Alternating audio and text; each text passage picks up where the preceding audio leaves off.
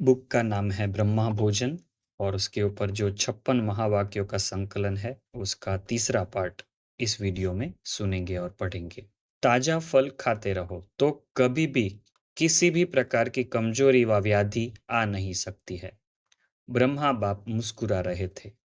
जैसे वर्तमान समय के विनाशी डॉक्टर्स भी क्या राय देते हैं, सब ताजा खाओ, जला करके भून करके नहीं खाओ, रूप बदल कर नहीं खाओ, ऐसे कहते हैं ना। तो ब्रह्मा बाप भी बच्चों को कह रहे थे, जो भी श्रीमत समय प्रमाण जिस रूप से मिलती है उसी समय पर उस रूप से प्रैक्टिकल में लाओ तो सदा ही ब्रह्मा बाप समान तुरंत दान महापुण्य आत्मा नंबर 1 में आ जाएंगे, महापुण्य आत्मा बन नंबर 1 में आ जाएंगे। तो यहाँ पर जो भोजन है उसके बारे में भी यहाँ पर अव्यक्त मूल्यों में कुछ महावाक्य हैं जो हमारे लिए खूब काम आ सकते हैं, हमारी हेल्थ के लिए भी काम आ सकते हैं। अव्यक्त मूल्य 21 दिसंबर 1983 के यह महावाक्य थे। इस ग्रुप में किसी को भी कहें कि यहाँ बैठ जाओ तो एवर रेडी हो, कोई का पीछे का कोई बंधन तो नहीं है। ऐसे भी होगा जब समय आएगा सभी को टिकट कैंसिल करा के यहाँ बिठा देंगे। ऐसे समय पर कोई सैल्वेशन भी नहीं लेंगे। सभी को याद है जब ब्रह्मा बाप अव्यक्त हुए तो 4 दिन कैसे बिताए। मकान बड़ा था, खाना बनाया था, फिर 4 दिन कैसे बिताए। विनाश के दिन भी ऐसे ही बीत जाएंगे। ठीक है, विनाश होगा तभी दुनिया में हाहाकार होगा, मगर यहाँ पर हम योग ध्यान तपस्या करते करते कैसे भी समय बिता देंगे। उस समय लवलीन थे ना, ऐसे ही लवलीन स्थिति में समाप्ति होगी। फिर यहाँ की पहाड़ियों पर रहकर तपस्या करेंगे। आगे जाके यह सब होने वाला है। 20 जनवरी 1984। कर्मातीत का अर्थ यह नहीं है कि कर्म से अतीत हो, लेकिन कर्म के बंधन से न्यारे। तो देह के कर्म जैसे किसका नेचर होता है, आराम से रहना, आराम से समय पर खाना, चलना, यह भी कर्म का बंधन अपनी तरफ खींचता है। इस कर्म के बंधन अर्थात आदत से भी परे, क्योंकि निमित्त हो ना। 24 फरवरी 1984।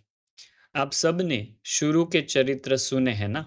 अगर कोई सजा देते थे, उसका खाना बंद कर देना या रस्सी से बांध देना, यह तो कॉमन बात है, लेकिन उसको एकांत में बैठने की, ज्यादा घंटा बैठने की सजा देते थे।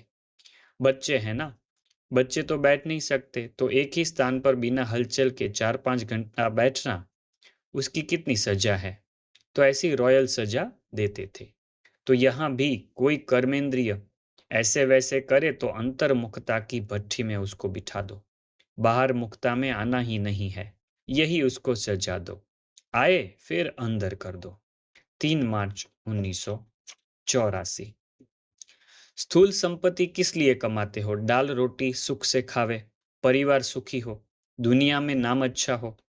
आप अपने को देखो, कितने सुख और खुशी की दाल रोटी मिल रही है। जो गायन भी है, दाल रोटी खाओ, भगवान के गीत गाओ। ऐसे गायन की हुई दाल रोटी खा रहे हो। और ब्राह्मण बच्चों को बाप दादा की गारंटी है, ब्राह्मण बच्चा दाल रोटी से वंचित हो नहीं सकता। आसक्ति वाला खाना नहीं मिलेगा, मतलब अलग अलग वैरायटी नहीं मिलेगी, मगर दाल रोटी अंत तक जरूर मिलेगी, ऐसी बाबा की गारंटी है। 24 फरवरी 1985। और जब क्यू लगेगी तो खटिया भी छोड़नी पड़ेगी, एवर रेडी रहना। अगर खटिया मिले तो भी हाँ जी, धरनी मिले तो भी हाँ जी। ऐसे शुरू में बहुत अभ्यास कराए हैं। 15-15 दिन तक दवाखाना बंद रहता। दमा के पेशेंट भी डोडा, बाजरे की रोटी और लस्सी पीते थे, लेकिन बीमार नहीं हुए, सब तंदुरुस्त हो गए। तो यह शुरू में अभ्यास करके दिखाया है, तो अंत में भी होगा ना। नहीं तो सोचो, दमा का पेशेंट और उसको लस्सी दो तो पहले ही घबरा जाएगा। लेकिन दुआ की दवा साथ में होती है, इसलिए मनोरंजन हो जाता है, पेपर नहीं लगता है, मुश्किल नहीं लगता है। त्याग नहीं, एक्सकर्शन मतलब आनंद प्रमोद मनोरंजन लगता है, हो जाता है। तो सभी तैयार होना, या प्रबंधन करने वाले के पास टीचर्स लिस्ट ले जाएंगी, इसलिए नहीं बुलाते हैं ना। समय आने पर यह सब साधन से भी परे साधना के सिद्धि रूप में अनुभव करेंगे। रूहानी मिलिट्री भी हो ना, मिलिट्री का पार्ट भी तो बजाना है। अभी तो स्नेही परिवार है, घर है, यह भी अनुभव कर रहे हो। लेकिन समय पर रूहानी मिलिट्री बन, जो समय आया उसको उसी स्नेह से पार करना, यह भी मिलिट्री की विशेषता है। जैसा समय आया उस समय पे भी स्नेह से व्यतीत करना। 18/1/1987। प्रकृति के पेपर तो अभी और रफ्तार से आने वाले हैं, इसलिए पहले से ही पदार्थों के विशेष आधार, खाना पीना, पहनना, चलना, रहना और संपर्क में आना, इन सब की चेकिंग करो कि कोई भी बात महीन रूप में भी विघ्न रूप तो नहीं बनती है। यह अभी से ट्रायल करो। जिस समय पेपर आएगा उस समय ट्रायल नहीं करना, नहीं तो फेल होने की मार्जिन है। पेपर आता है तभी डायरेक्टली जाके अगर लिखने बैठेंगे तो नहीं ठीक कर पाएंगे। स्टूडेंट को भी ये काम आने वाली चीज़ है कि पहले से पेपर पे की प्रैक्टिस करके जाना है। 25 अक्टूबर 87। नॉलेज के आधार पर जो नॉलेजफुल होते हैं उनकी निशानी है, उनको नेचुरल अटेंशन रहता है। यह खाना है, यह नहीं खाना है, यह करना है, यह नहीं करना है, इसको बाबा ने कहा नेचुरल अटेंशन। हर कदम में टेंशन नहीं रहता है कि यह करूं या ना करूं, यह खाऊं या नहीं खाऊं, ऐसे चलूं वा नहीं। नेचुरल नॉलेज की शक्ति से अटेंशन है। ऐसे यथार्थ पुरुषार्थी का हर कदम, हर कर्म में नेचुरल अटेंशन रहता है कि क्योंकि नॉलेज की लाइट, माइट स्वतः यथार्थ रूप से, यथार्थ रीति से चलाती है। तो पुरुषार्थ भले करो, अटेंशन जरूर रखो, लेकिन टेंशन के रूप में नहीं। 24 फरवरी 1988। जब खाना खाते हो तब भी याद करना, ऐसे नहीं भूख लगती है तो बाप को भूल जाओ। खाने के पहले जरूर याद करना। याद करेंगे तो पढ़ाई में बहुत अच्छे नंबर ले लेंगे, क्योंकि जो बाप को याद करते हैं वह सदा पास होंगे, कभी फेल नहीं हो सकते। तो सदैव पास होते हो। अगर पास न हुए तो सब कहेंगे यह शिव बाप के बच्चे भी फेल होते हैं। 28 फरवरी 88। खाना भी विधि पूर्वक खाते हो, भोग लगा कर खाते हो ना, या जैसे हैं वैसे ही खा लेते हो? ऐसे तो नहीं किसी को खाना देना है इसलिए जल्दी जल्दी में भोग नहीं लगाया। अगर किसको देना भी है, कोई मजबूरी है, तो भी पहले अलग हिस्सा जरूर निकालो। ऐसे नहीं किसी को खिलाकर पीछे भोग लगाओ। विधि पूर्वक खाने से सिद्धि प्राप्त होती है, खुशी होती है, निरंतर याद सहज रहती है। 9 दिसंबर 1979। ब्रह्मा भोजन खाओ। जब भोग लगाया तो ब्रह्मा भोजन हो गया ना। अगर भोग लगाकर याद करके नहीं खाया तो साधारण खाना हो गया। उससे ताकत नहीं आएगी, उससे सिर्फ पेट भरेगा, लेकिन आत्मा में शक्ति नहीं आएगी। 25 दिसंबर 1979। बाकी खाना पीना छोड़ा, वह तो आजकल डॉक्टर्स भी कहते हैं ज्यादा नहीं खाओ, कम खाओ, सादा खाओ। आजकल तो डॉक्टर्स भी खाने नहीं देते। 2 जनवरी 1990। वो दिन भी आ जाएंगे, खटिया नहीं मिलेगी, तकिया नहीं मिलेगा, फिर नींद कैसे आएगी? तैयार हो ऐसे सोने के लिए? अपनी बाह को ही तकिया बनाना पड़ेगा, पत्थर पर सोना पड़ेगा। कितने दिन सोएंगे? अभ्यास सब होना चाहिए। अगर साधन मिलता है तो भले सोओ, लेकिन नहीं मिले तो नींद नहीं आवे, ऐसा अभ्यास नहीं हो। अभी तो किसी को खटिया चाहिए, किसी को अलग कमरा चाहिए, इसलिए ज्यादा नहीं मंगाते, मतलब लोगों को ज्यादा नहीं बुलाते। इसलिए अगर सभी पट पर सोओ तो कितने आ सकते हैं? डबल संख्या हो सकती है ना।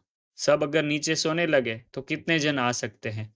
एक रूम में 6 जन रहते हैं, उसके बदले 8 9 जन, 10 जन रह सकते हैं। डबल संख्या हो सकती है। फिर कोई नहीं कहेगा टांग में दर्द है, कमर में दर्द है, बैठ नहीं सकती हूँ। क्या भी मिले, खाना मिले नहीं मिले, तैयार हो। वह भी पेपर आएगा। ऐसे सब कुछ पेपर बाबा कहते हैं आने वाले हैं, इसलिए तैयारी रखना सब चीज की। वो भी पेपर आएगा। डबल विदेशी पट में सो सकेंगे? इतने पक्के होने चाहिए। अगर बिस्तरा मिला तो भी अच्छा, नहीं मिला तो भी अच्छा।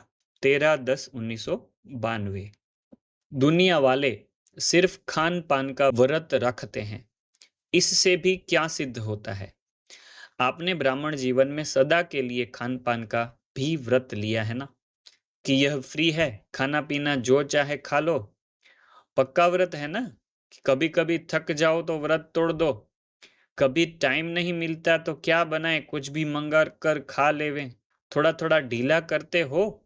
देखो आपके भक्त व्रत रख रहे हैं, चाहे साल में एक बार भी रखते हैं, लेकिन मर्यादा को पालन तो कर रहे हैं ना।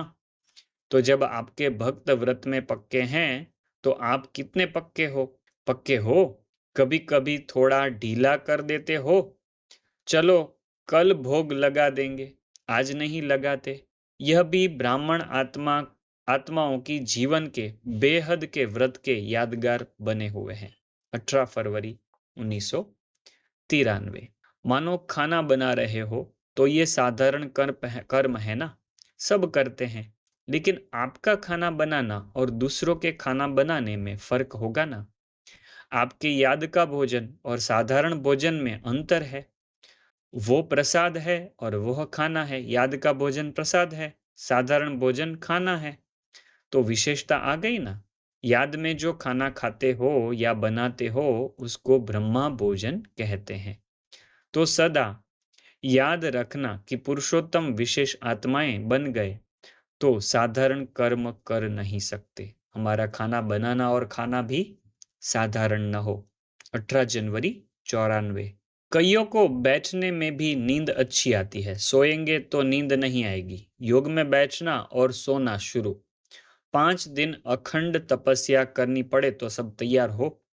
खाना भी नहीं मिले तो चलेगा, कि समझते हो कि यह होना नहीं है। जो चीज वहां नहीं खाते हो और ही मधुबन में मिलती है। लेकिन एवर रेडी रहना चाहिए, मिले तो बहुत अच्छा, न मिले तो बहुत बहुत अच्छा।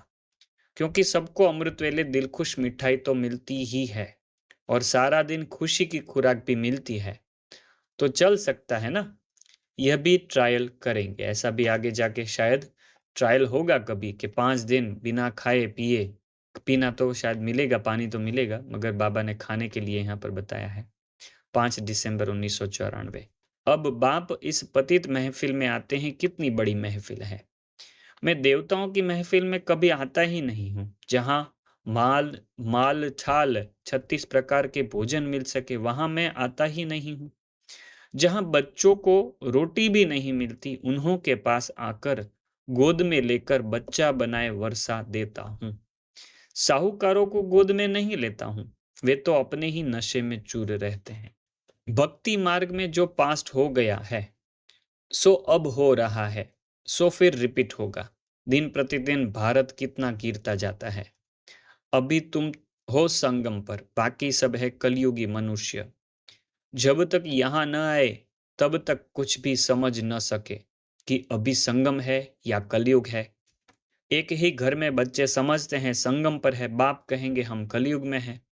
तो कितनी तकलीफ हो पड़ती है, खान पान आदि का भी झंझट हो पड़ता है। तुम संगम युगी हो, शुद्ध पवित्र भोजन खाने वाले। देवताएं कभी प्याज आदि थोड़े ही खाते हैं। इन देवताओं को कहा ही जाता है निर्विकारी। भक्ति मार्ग में सब तमो प्रधान बन गए हैं। अब बाप कहते हैं सतो प्रधान बनो।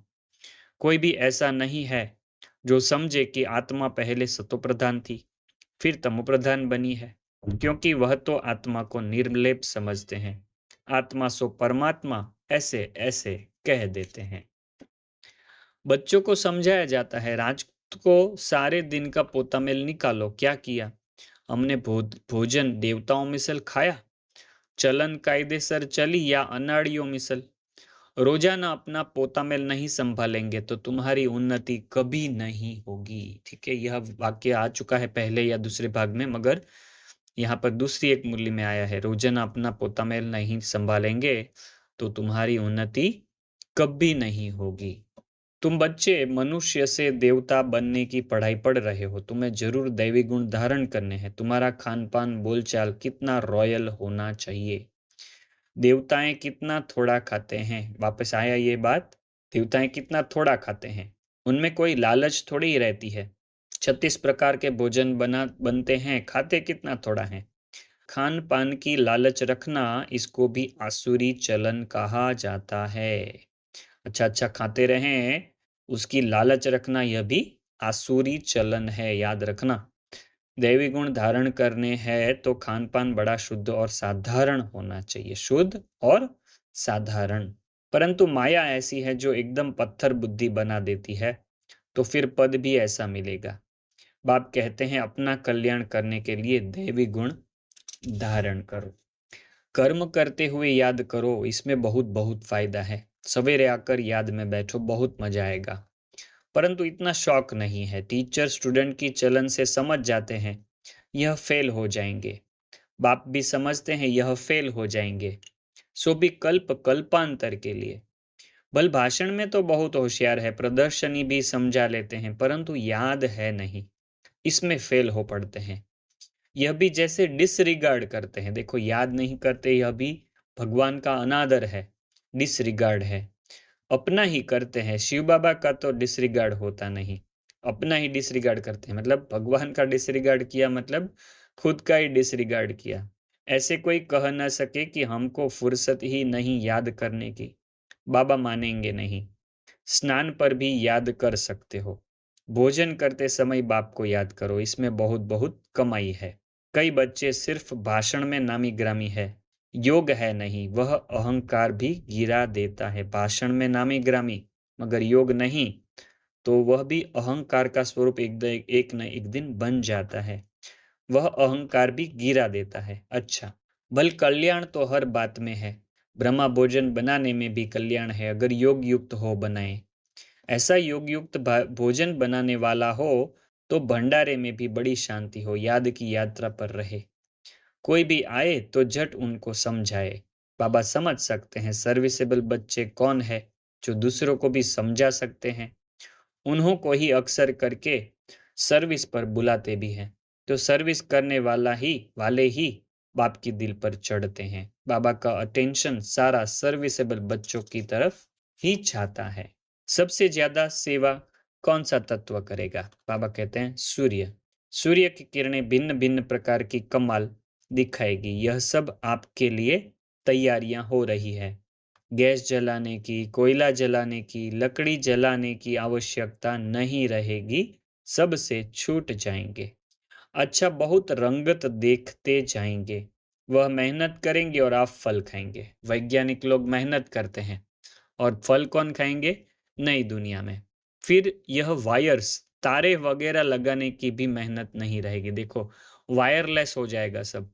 इसीलिए जो भी खुदाई काम करते हैं या पुराना पुराना निकालते रहते हैं जमीन में, उसमें कहीं पे भी शायद वायर नहीं निकलते होंगे, क्योंकि सब वायरलेस था उस समय। बिना मेहनत के नेचुरल नेचर द्वारा नेचुरल प्राप्ति हो जाएगी, लेकिन इसके लिए नेचर के सुख लेने के लिए भी अपनी ओरिजिनल नेचर को बनाओ, तब नेचर द्वारा सर्व सुखों को प्राप्त कर सकेंगे। ओरिजिनल नेचर मतलब देवताई नेचर बनानी है, तब नेचर द्वारा सर्व सुखों को प्राप्त कर सकेंगे।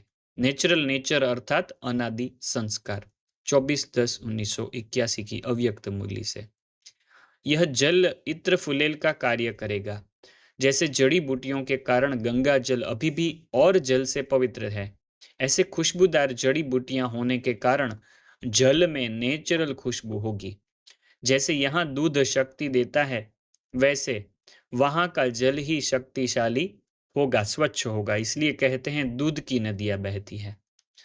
सब अभी से खुश हो गए ना?